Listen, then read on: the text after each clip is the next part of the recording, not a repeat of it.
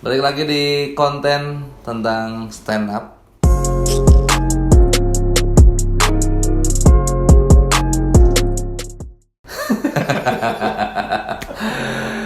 Kali ini bersama Andi Wijaya atau biasa dipanggil Awe. Yoi. Sehat bang? Sehat. Luar biasa. Ini udah lama banget kita tadi mau bikin konten nggak jadi ya. Ya lu bohong ngomong. Enggak, lu bohong. Gue dibohongin lu bang bikin wah gua yes ternyata. Nyenengin gua doang. Enggak. Tiap berapa ketemuan lu nggak bisa ulu ke gua. Enggak apa, lu pertama sakit. Oh iya, lu mau ke Bogor ya? Iya, gua mau ke Bogor mau nyamperin lu. Iya benar. Sekarang akhirnya dapat kesempatan. Ya. Sibuk apa bang sekarang? Kalau yang rutin mah podcast doang sih. Podcast. Gua dengerin selalu tuh podcast Minggu sama Bang Pican. Bener gak sih? Pasti. Gokil itu lo. Apa isinya? Hah? Apa? Podcast. Ngomongin apa? Gua denger lu yang ngomongin ini apa? Apa sih? Digital marketing gitu. Ada bahas tentang sosmed. Enggak ada. Ada yang si Bang Pican bahas Kristen apa gitu. Kristen sporty kalau gue ingat tuh. Enggak tahu gue juga lupa. Pokoknya banyak lah. Ini bunyi-bunyi maaf ya. Iya. Jadi gue dari tadi nyari biar nggak bunyi gimana gitu. Enggak bunyi ya. Lu di stand up dari tahun berapa, Bang? Dari tahun 2011, bulan November. Awal banget berarti ya? Iya, tahun pertama. Pernah main ke Bogor nggak? Pernah dong. Sun? Iya, nonton tapi. Sun berapa? Sun 1 Bogor. Sun 1 Bogor? Enggak, bukan Sun 1 berarti itu. Sun 2 berarti ya. Yang di rumah makan jelek.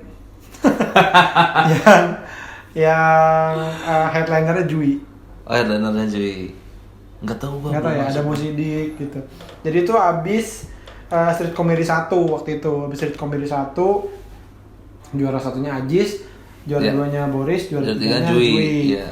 Nah, terus kita bikin Sun semuanya. Nah, ketiga juara itu naik semuanya. Boris di stand up Bandung. Itu kalau nggak salah cuma beda sehari deh. Bogor dan abis itu langsung Sun Bandung. Duluan siapa? Gue lupa. Pokoknya kalau nggak salah gue berurutan. Soalnya gue udah nonton semua tuh. Desember 2011 itu penutupannya kayak 3 atau 4 hari itu gue tutup dengan nonton stand up terus. Oke. Itu lagi gila-gilanya nonton stand up sih. Iya. Nah, waktu itu Bang waktu Street 1 kenapa nggak ikut lu? Ikut. Tapi nggak lolos. Nggak lolos di playoff. Jadi itu pun nggak sengaja. Jadi gue open mic. Open mic pertama, open mic kedua. Nah, open mic ketiga gue ternyata itu audisi. Tapi gue nggak tahu kalau itu audisi gitu. Jadi gue sekarang serap aja. Habis itu gue pulang, habis itu kayak dimension gitu, masuk playoff Jabodetabek waktu itu. Itulah ketemu Jui, Krisna Hareva, Ajis, Fikri Rasta, gitu-gitulah, Kukuh. Banyak lah anak-anak terus itu udah pada jago-jago gitu kayak. Udah gue ngebom 5 menit. Masa sih? Iya 5 menit ngebom. 5 menit ngebom gue di Street 1 itu. Terus waktu itu MC-nya Regi, gue inget banget. Regi Sibuan. Nah, abis itu biasa lah kalau Street kan kalau itu suka diceng-cengin kan. Nah, itu abis gue diceng-cengin. Gitu. Makanya abis itu gue kalau nge-host si Street suka ngebales gitu juga. Balas dendam. Iya. Bukan balas dendam sebenarnya, tapi gue ngerasa kalau ya memang begitu gitu. Jadi ya gue udah pernah ngalamin juga gitu. Apakah itu alasan lo hingga detik ini nggak pernah masuk kompetisi Suca maupun Suci? Ada trauma itu? Kalau alasannya bukan itu, justru memang dari awal gue nggak gitu tertarik. Itu pun kalau misalkan ada pendaftaran pasti gue nggak daftar. Kalau lo tahu itu audisi? Kalau ada pendaftaran itu kan nggak daftar ya, gue cuma naik open mic doang. Kalau ada pendaftaran mungkin gue nggak daftar karena.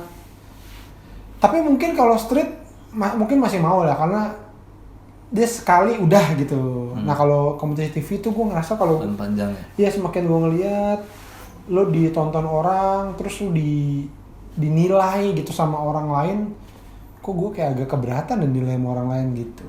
Gue takut penilaiannya tuh kayak enggak gitu kali gitu. Gue ngerasa gue bisa nilai diri gue sendiri gitu dengan cukup objektif itu. Gue yang kayak oh gue keren terus kok, nggak gitu. Gue tuh punya anjing jelek banget gue hari ini gini. Gue punya penilaian itu, jadi gue ngerasa ya apa-apa gitu.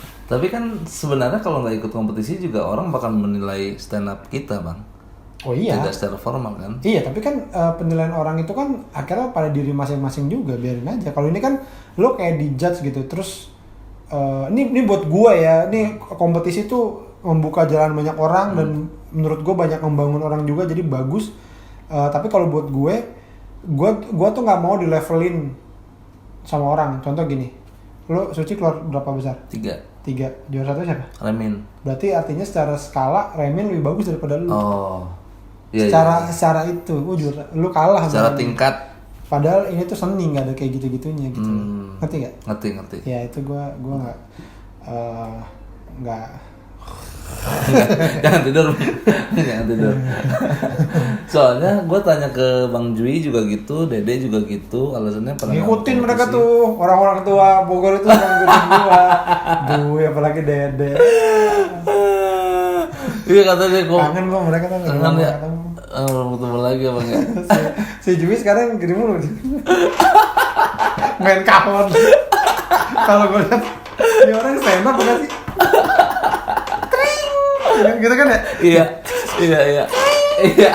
Jui itu kerjaannya. Iya benar. Jadi itu alasan lo kenapa nggak mau ikut kompetisi sampai ya salah satunya itu. Tapi lu setuju aja kalau ada kompetisi? Takut juga sih, kayaknya. Aduh, kayaknya kalah gitu. Tapi lu termasuk orang yang support kalau ada. Oh sangat. Karena banyak orang yang terbuka jalannya gara-gara itu kok.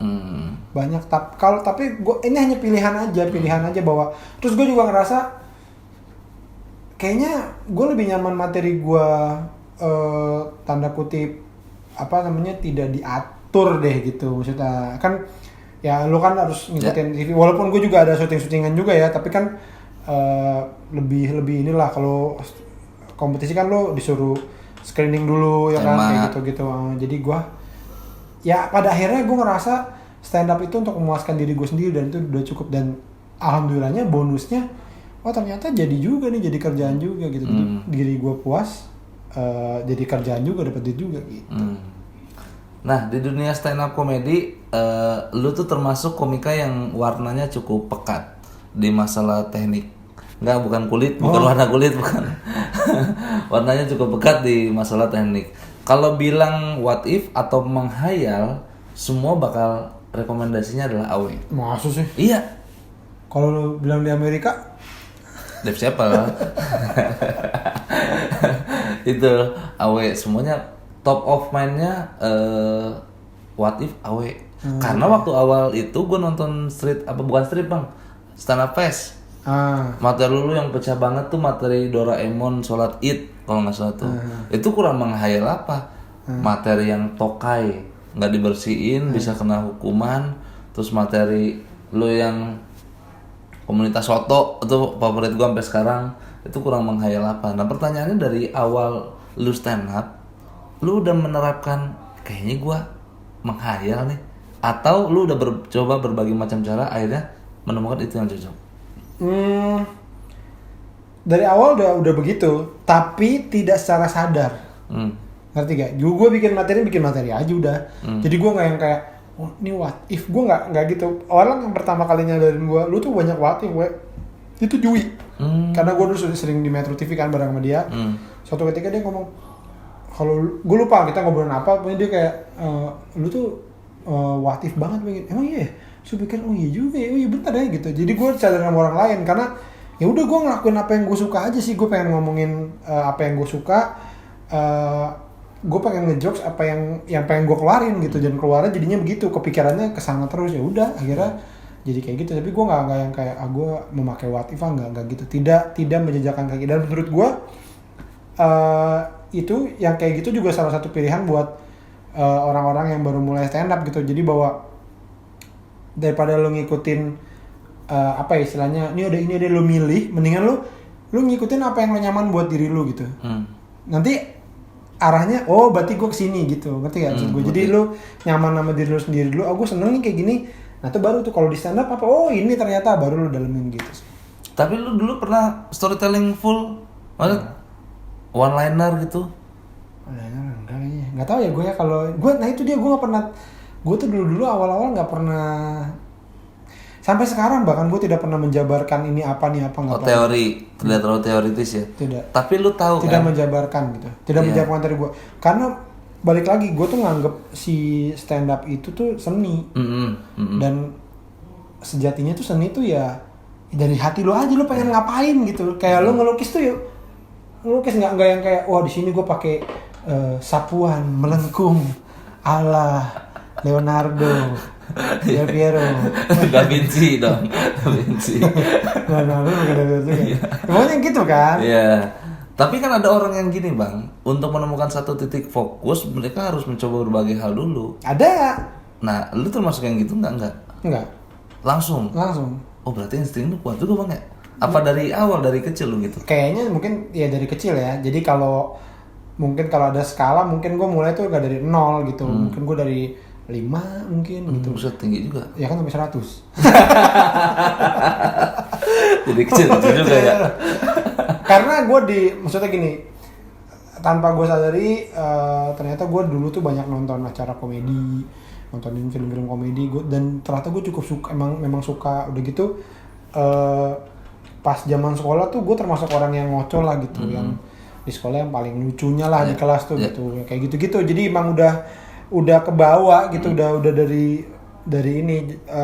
Jadi akhirnya saat stand up itu kalau gue lebih ke pengaplikasiannya gitu, kayak jokes tongkrongan yang tadinya kita bercanda di tongkrongan kita bawa gimana caranya ke panggung stand up.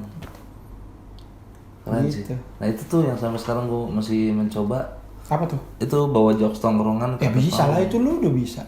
Kadang-kadang miss bang, gue terlalu formal stand upnya. Oh.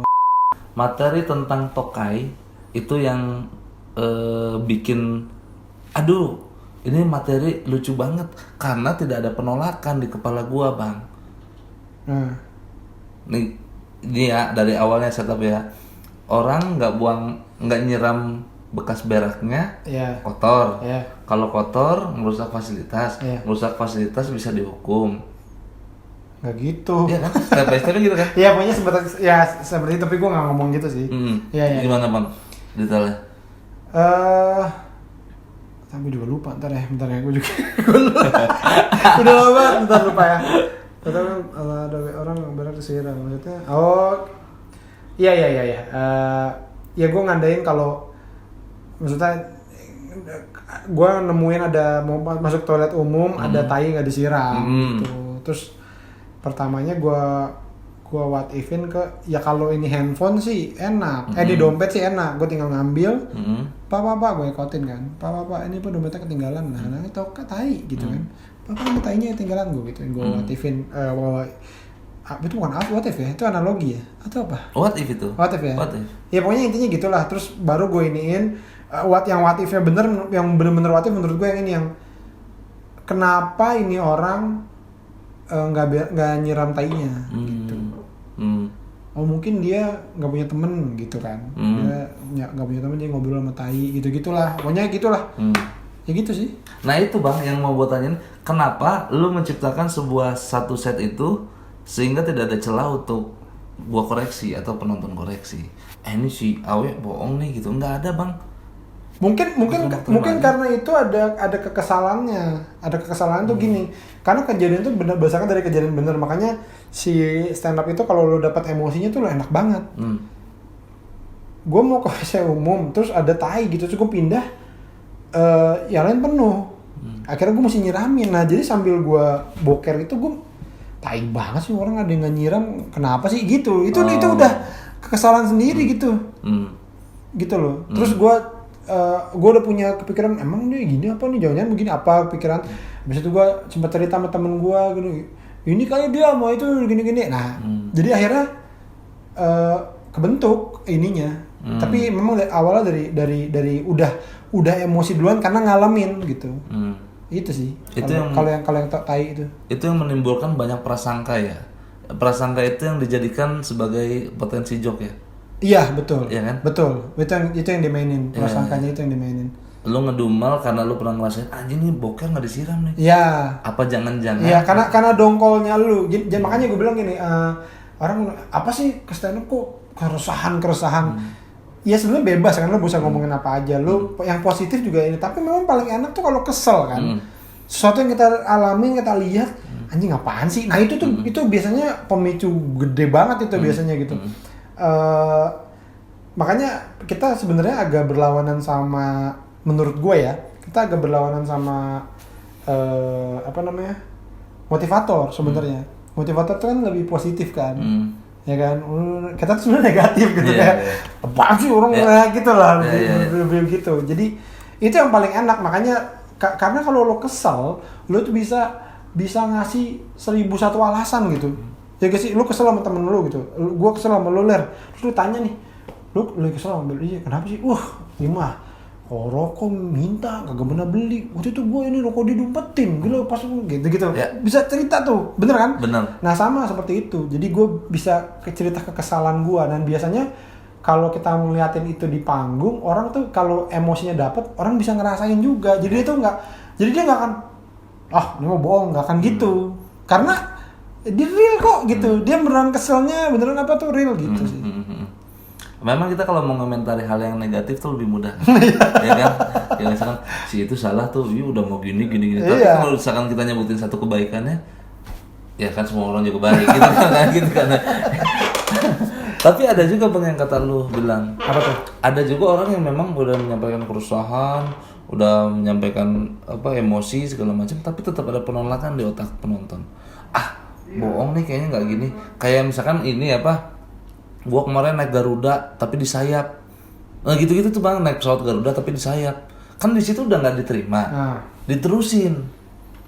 Di kilometer berapa tiba-tiba gua gimana tuh menurut lo? Serem banget. Iya. What if itu menurut gua kuncinya adalah kita mengajak penonton. Itu dulu. Jadi penonton tahu bahwa kalau kita tuh menghayal, kita ngayal yuk gitu loh. Jangan diceritakan seolah-olah itu kejadian yang bener. Kalau misalkan gua naik pesawat terus gua duduk di sayap, lu menceritakan itu bener kejadian kan? Padahal kan enggak. Iya, gitu kan? Bener nggak? Bener. Nah, tapi kalau lu menjadikan itu membawa penonton cerita yang memang kita mengandai-andai, itu pasti terima. Contoh gini, misalnya gini, gue kemarin naik pesawat terus begitu gue masuk penuh, akhirnya gue duduk di sayap.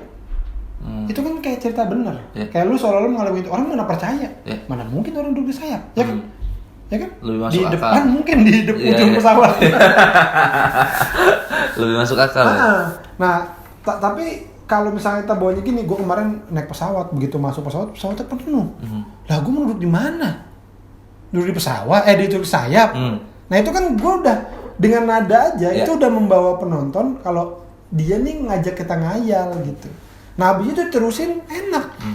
Misalkan kalau kita balikan lagi ya, gue naik pesawat kemarin, begitu gue masuk penuh, akhirnya gue duduk di sayap. Pramugarinya pas mau ngasih minum ke gue ketiup angin. Nah itu udah apaan sih nih? Tolak. Tapi kalau kita ajak mereka menghayal, gue kemarin naik pesawat penuh. Nah ini gue mau duduk di mana? Penuh begini. Masa duduk di pesawat? Di sayap? Pesawat dulu ya. Masa duduk di sayap? Ya kan? Kan kalau duduk di sayap kasihan pramugarinya. Terus pas mau ngasih gue minum ketiup angin. Nah itu udah beda karena kita ngajak mereka menghayal gimana kalau orang duduk di sayap. Iya. Cuman itu cuma setipis nada loh. Iya, betul. Duduk di mana gitu kan? Sikap ya. Iya. Dan menurut gua enaknya what if itu adalah lu bisa menjembatani penonton berbagai macam penonton. Contoh, kalau misalkan gua kemarin naik pesawat penuh, akhirnya duduk di sayap, mungkin yang penonton stand up banget, yang anak sekolahan, ya yang umurnya masih ABG ke bawah gitu, mungkin masih terima, ketawa-tawa aja nih duduk di pesawat gitu. Tapi kalau yang middle up, orang tua, korporasi mungkin apaan sih? Nah dengan what if itu menjembatani materi absurd jadi orang bisa terima. Materi absurd seakan-akan jadi nyata. Jadi orang percaya. Bukan nyata sih, tapi menerima. Mereka lebih menerima bahwa itu memang hayalan, yuk kita ngayal bareng-bareng gitu. Karena gue nggak bilang gue duduk di pesawat, gue sayap. Sama-sama mulu. Gue nggak bilang gue duduk di sayap, gue bilang gimana kalau gue duduk di sayap, gitu. Kenapa gue salah mulu ya? Nah kalau kita tadi hitung dikit mundur aja tuh, berarti apa bang perbedaan? Bukan lu nya. Berarti apa tuh yang menjadi perbedaan bang? Di yang gua kasih tadi contoh kasusnya yang pertama, gua kemarin naik pesawat Penuh. akhirnya gua duduk di sayap. Itu kan jadi penolakan di awal, des penonton Real, masuk karena akal lu. karena dia seolah-olah kejadian nyata. Seolah-olah kejadiannya nyata, Iya. akhirnya Dia penonton menolak. Iya, memperlakukan itu sebagai kejadian yang nyata. Terus diterusin, kan kasihan pramugarinya ngasih makan terbang, Iya. gagal. Udah karena udah nggak diterima dari awal. Ya betul. Masa orang duduk di sayap? Ya betul. Bener kan Oh, sayap? iya benar. Nah kalau versi lu yang benar gimana? Yang harusnya itu tadi. Ya itu tadi bahwa gue naik pesawat penuh. Nah gue duduk di mana nih? Masa ya gue duduk di sayap? Itunya ya. Iya. Apa tuh itu disebutnya bang? What if sih? Ya Nggak what usah. if sih apa? Negasi kah atau sikap atau emosi atau nada? Macam-macam ya. Ada yang aduh gue nggak ngerti ya kalau secara ininya apa namanya ya? Apa mempertanyakan? Mempertanyakan sih. Iya, Mempertanyakan. mempertanyakan ya. Ini gimana? Ininya ini gitu loh. Kayak kalau materi gue kan yang orang kalau sholat taraweh suka nyari yang sholat cepet gitu kan. Temen gue tuh, sholat taraweh sana aja enak, imamnya ngebut. Nah kalau tanpa what if imamnya ngebut, what if gue ya, gue nggak ngerti nih what if versi gue, imam ngebut, bener begitu sampai sana imamnya Valentino Rossi. Itu tanpa what if. Tanpa what if. Oke. Gitu. Jadi karena imam ngebut sampai sana Valentino Rossi yang jadi imam. Sholatnya pakai helm. Aduh. Nah itu udah. Masa sih? Nah Ya. mungkin. Nah kalau gue, kita sholat tarawih sana aja yuk, enak sholatnya ngebut. Sholat ngebut kayak apaan? Imamnya Valentino Rossi. Kalau sholat pakai helm. Gitu. Oh, jadi yang dijadikan punchline itu adalah kalimat yang negasi, pertanyaan. Iya. Iya kan? Iya. Kalau ngebut, imamnya siapa? Valentino Rossi. Iya. Bukan membenarkan Valentino Rossi, nggak gitu ya? Enggak. Maksudnya apa sih sholat ngebut gitu kan? Mempertanyakan itunya. Dan itu jadinya absurd lah, sholat pakai helm absurd kan? Tapi kan orang ngerti poin gue, kenapa gue arahin ke sana, ngerti karena gue mempertanyakan sholat ngebut itu gitu loh. Sama kayak tadi gue mempertanyakan nih gue duduk di mana, masa gue duduk di sayap. Iya, benar. Iya. Nah, kalau buat anak-anak atau teman-teman yang mau belajar watif tuh basicnya tuh apa dulu bang? Apa kalimatnya dulu? Atau pola pikir lu dulu yang dibenerin nih? Jangan dulu ngayal dulu. Lu bikin setup aja dulu yang benar. Iya sih kalau menurut gue itu ya. Itu. Jadi pokoknya intinya adalah jangan membuat ini seolah-olah cerita yang benar gitu loh. Kayak kalau emang lo itu hayalan lo ya itu hayalan lo aja, nggak usah lo bilang kalau lo ceritakan ini seolah-olah itu benar gitu, seolah itu kejadian nyata gitu. Gue naik mobil terus terbang mobilnya, nah itu udah komedi kayak gitu. Ada yang bisa nerima? Ada, mungkin ya banyak juga. Tapi kalau buat gue lebih seneng ya udah ini mendingan gue watifin, karena menurut gue lebih enak. Gue ngerasa orang jadi nggak terganggu karena dalam stand up gue ngerasa kita harus ngekelirin pikiran penonton gitu. Kalau penonton di pikirannya ada suatu pertanyaan, itu dia jadi bisa jadi terganggu gitu. Nggak cuma soal jokesnya, bahkan soal pemikiran kadang-kadang. Makanya pemilihan premis itu juga menurut gue harus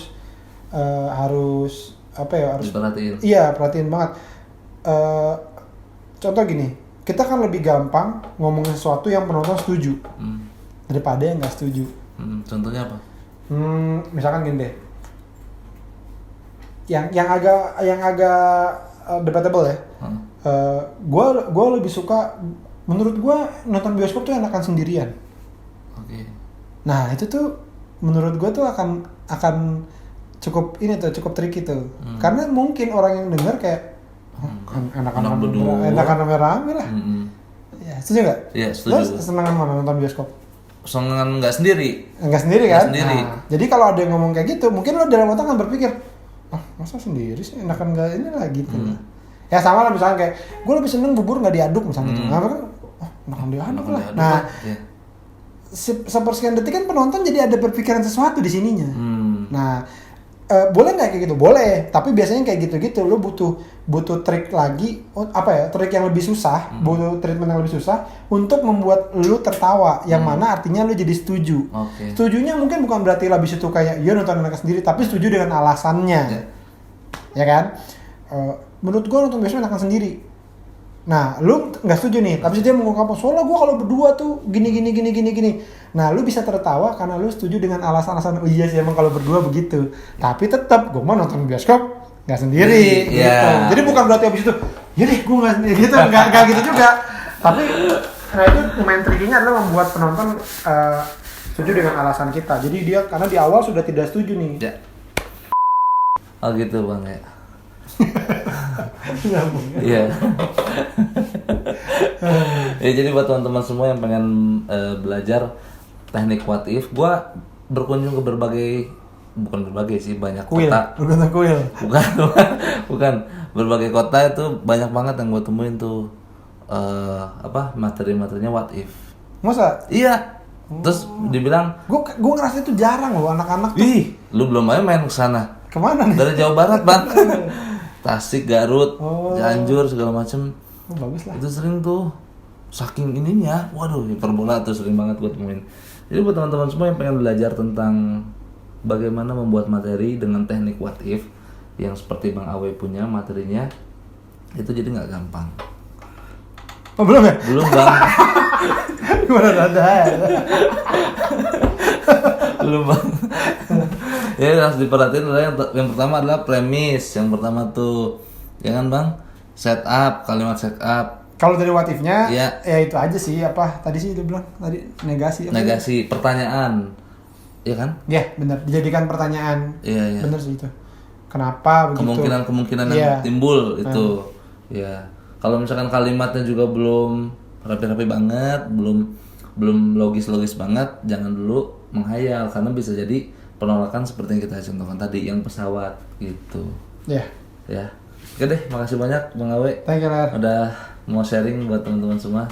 Semoga sukses selalu. Sama-sama dong. Podcast Minggu semakin amin. Ya kan? Amin. Belum ada duitnya? Masa belum ada duitnya? Berisik, yang ada duitnya berisik. Podcast Minggu mas happy aja. Tapi itu enggak. Ya semoga lagi ada duitnya.